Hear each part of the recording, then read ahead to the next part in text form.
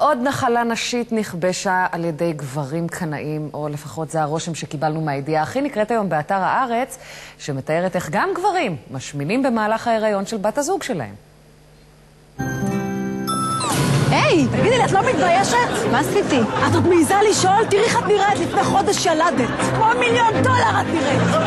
מציעה שם רע לכולנו. אני מצטערת, זה עניין של גנים. גנים בתחת של... אל תעני לי! עד עכשיו יכולנו לקטר ללא מפריע על המשקל שעלה ולא ממש הסתלק בעקבות ההיריון. עכשיו גם את זה גברים רוצים לנחס לעצמם.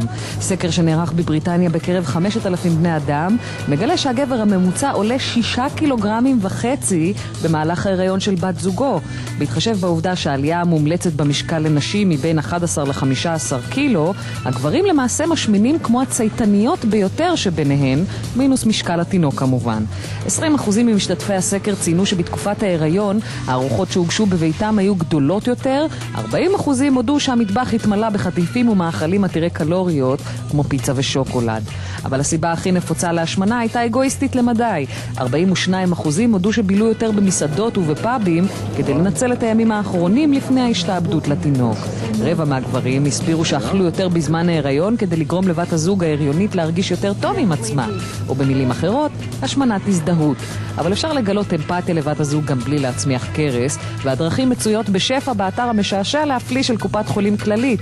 תמצאו שם למשל רשימת קריאה של דברים שחשוב לדעת, כמו תכיר את האלוהים החדש של אשתך, שושי מפורום הריון בתפוז, או גם אם אשתך היא אשכנזייה מובהקת, היא תדרוש לעשות כל בדיקה גנטית שקיימת, כולל אלה של העדה הבדואית.